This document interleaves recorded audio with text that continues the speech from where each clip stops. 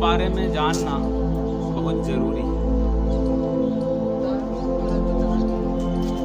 हमारे शास्त्रों में हमारे उद्धार के लिए कई प्रकार के उपाय बताए गए, लेकिन जो माता पिता पूर्वज और जो हमारे बड़े बुजुर्ग हैं, वे जब हमें छोड़कर परलोक सिधार जाते हैं तो भी उनकी सदगति के लिए श्राद्ध की परंपरा हमारे ऋषि मुनियों ने डाली।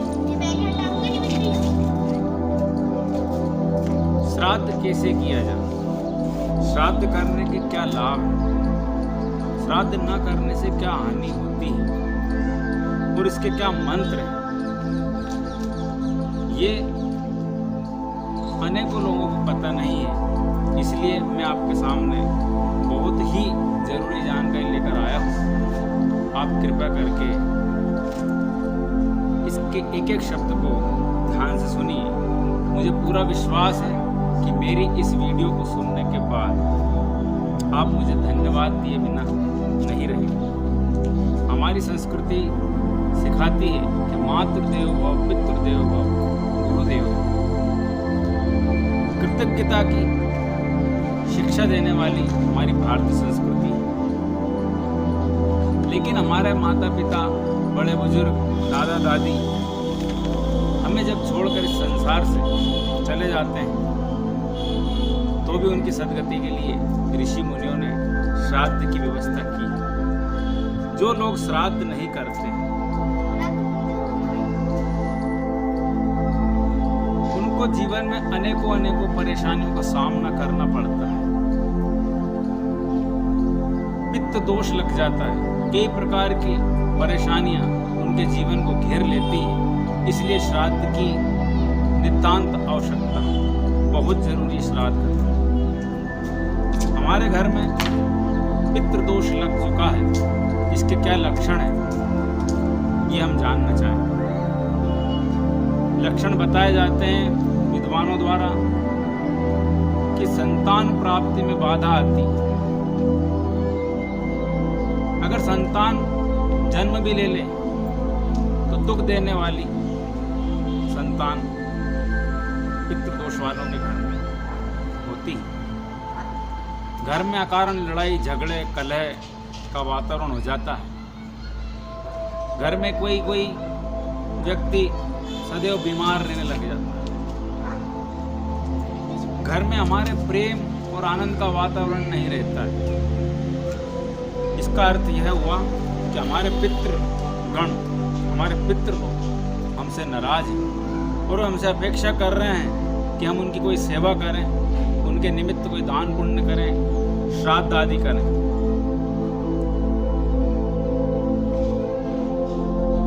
औरंगजेब ने अपने पिता शाहजहां को कैद कर लिया। तब उसके पिता शाहजहां ने एक पत्र में लिखा औरंगजेब कि धन्य है वे हिंदू जो अपने मृतक माता पिता को भी खीर और हलवे पूरी का भोग लगाकर तृप्त करते हैं, और तू अपने जिंदे बाप को भी एक पानी मटकी तक नहीं दे सकता। तुझसे तो वे हिंदू अच्छे हैं जो मृतक माता पिता की सेवा कर लेते हैं। कई लोग आजकल जो हिंदू धर्म के बारे में नहीं जानते हैं या उनका कोई अध्ययन नहीं है, थोड़ा बहुत पढ़ लिख लिया और बोलने लग जाते हैं कि जीते जी माता पिता की सेवा कर लो या बड़े बूढ़ों की सेवा कर लो, उनके चले जाने के बाद किसने क्या देखा है। इस प्रकार के कुतर्क शास्त्र सम्मत नहीं, उचित भी नहीं। हमारी हिंदू संस्कृति हमें सिखाती है कि जीते जी तो माता पिता की सेवा करें, लेकिन उनके जाने के बाद भी हम उनकी सेवा करें।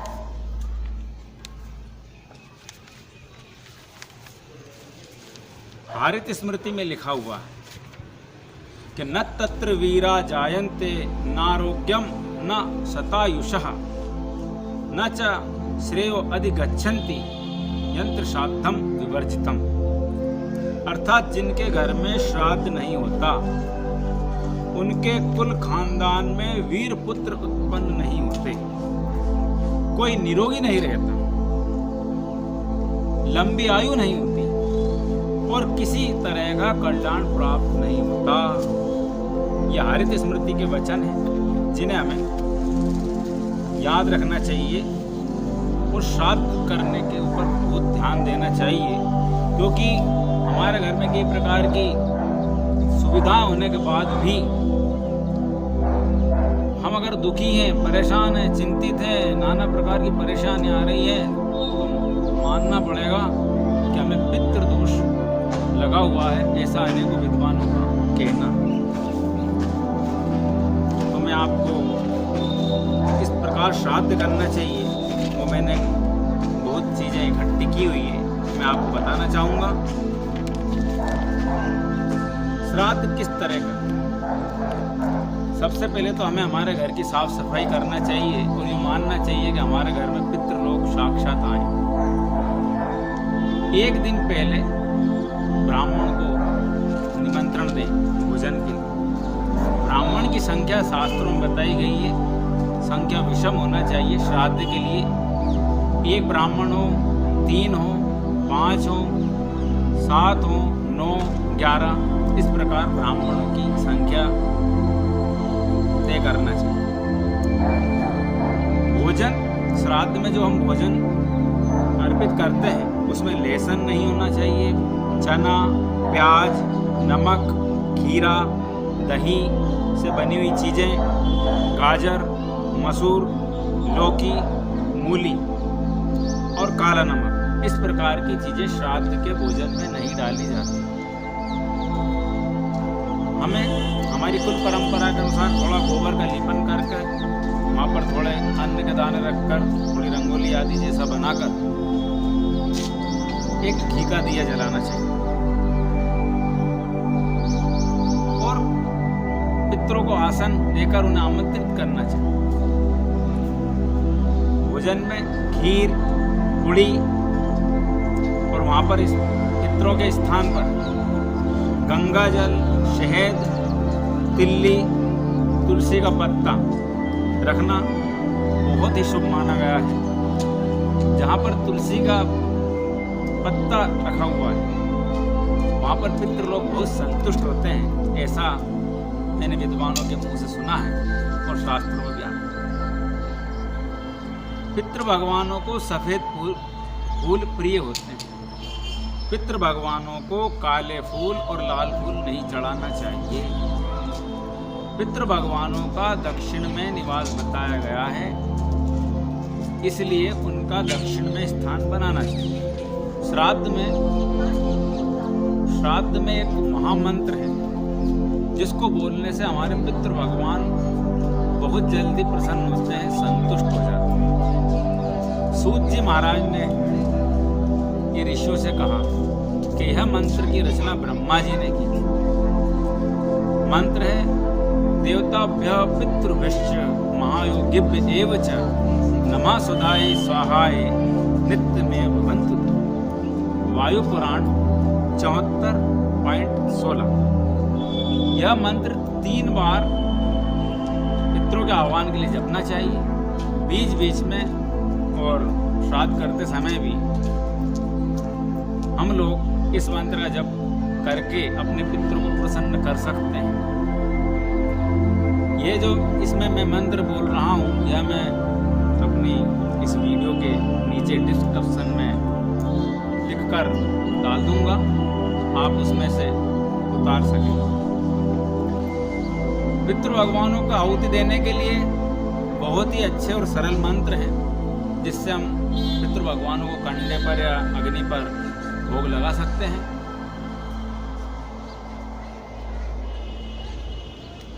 अग्नये कव्य वाहनाय स्वाहा। पहला मंत्र है अग्नये कव्य वाहनाय स्वाहा। दूसरा मंत्र है सोमाय पितृमते स्वाहा। सोमाय पितृमते स्वाहा। तीसरा मंत्र है वैवस्वताय स्वाहा। वैवस्वताय स्वाहा। यह मंत्र आप करके और पितृ भगवानों को आहुति दे सकते हैं। जहाँ पर ब्राह्मण लोग भोजन करते हैं वहाँ पर एक रक्षक मंत्र डाल देना चाहिए, बोलकर तिल्ली के कुछ दाने अभिमंत्रित करके वहाँ पर अगर ये डालते हैं तो वह जो सारा पुण्य आपके पितरों को प्राप्त होगा। कहते हैं और शास्त्रों में बताया गया है कि हमारा पुण्य बिखर जाता है या कुछ असुरी शक्तियाँ हमारे पुण्य छीन कर देती हैं। इसके लिए यह रक्षक मंत्र बोलें। यज्ञेश्वरो यज्ञ समस्त नेता भोक्ता अव्य आत्मा हरिरीश्वरो अस्तु तत्सन्निधाना दुपयांतु सद्धो रक्षांश शेषाण्य सुराश्च सर्वे। यह वराह पुराण का मंत्र है 14.82 नहीं 14.32। भगवान के जो पितृ भगवानों के जो भोग लगाते हैं उसमें से हमें कुछ भाग रखना चाहिए जिससे वो पूर्णतः संतुष्ट होते हैं। गौ माता के लिए एक पत्तल पर भाग रखें, कुत्ते के लिए भी रखिए, चींटियों के लिए रखिए और देवगणों के लिए। गाय, कौवा, कुत्ता, चींटीगण और देवगणों के भाग रखें। इससे हमारे पितृ संतुष्ट होते हैं। शास्त्रों में मैंने पढ़ा है ब्राह्मणों से यह नहीं पूछना चाहिए कि भोजन कैसा बना है, क्योंकि ब्राह्मणों के रूप में पितृ भगवान ही हमारा अन्न ग्रहण कर रहे हैं। शास्त्र कहते हैं कि भोजन जहाँ पर ब्राह्मणों को भोजन हो रहा है वहाँ पर कुत्ता, मुर्गा, रजस्वला स्त्री अर्थात मासिक धर्म में जो स्त्री है उनकी दृष्टि नहीं पड़ना चाहिए। पितृ भगवानों की सदगति के लिए बहुत सुंदर और सरल उपाय बताता हूँ जो कि शास्त्र सम्मत है और बड़े सरल हैं, सभी को आप कर सकते हैं। ओम नमो भगवते वासुदेवाय, इस मंत्र को 108 बार अर्थात एक माला आप जप कर सकते हैं, पितृ भगवानों की सदगति हो जाएगी। दूसरा मंत्र है बहुत जरूरी मंत्र, ओम ह्रीं श्रीं क्लीं स्वधा देवी स्वाहा। ओम ह्रीं श्रीं क्लीं स्वधा देवी स्वाहा। इस मंत्र को भी आप 108 बार बोल सकते हैं, जिससे आपके पितृ भगवान संतुष्ट होंगे और प्रसन्न होंगे और आपको आशीर्वाद देंगे। गीता माता के 7वें अध्याय का पाठ करना चाहिए और उसके पुण्य को सूर्य भगवान को जल रूप में अर्पित कर देना चाहिए। अर्थात 1 लोटा जल भरकर रख लीजिए और गीता जी के 7वें अध्याय का और उसके महात्मा का पाठ कीजिए अपने पितृ भगवानों की सदगति के लिए, और वह जल सूर्य भगवान को अर्पण कर दीजिए कि हे सूर्य भगवान, हे परमात्मा, इस पुण्य फल के द्वारा मेरे पितृ भगवान मुझसे संतुष्ट हो और प्रसन्न हो, उनकी सदगति हो, उनकी मुक्ति हो और हमारे पितृदोष शांत। ऐसा करने से आपके घर में सुख शांति आएगी, बरकत आएगी और आपके पितृ भी संतुष्ट हो जाएंगे। एक प्रयोग और भी है, पीपल पर आप गंगा जल, थोड़ा शक्कर, थोड़ा जल, चावल, फूल, काले तिल मिलाकर आप पीपल को अर्पण कीजिए और ओम पृथ्व्यो नमः, ओम पृथ्व्यो नमः यह मंत्र जप कर आप पितृ भगवानों की सदगति के लिए प्रार्थना कर सकते हैं, इससे भी उनकी सदगति हो जाए। पितृ भगवानों की सदगति के लिए एक बहुत ही उत्तम बात आती है शास्त्रों में, जो कि मैंने महापुरुषों के द्वारा सुनी है, विद्वान ब्राह्मणों के द्वारा सुनी है मैंने बात।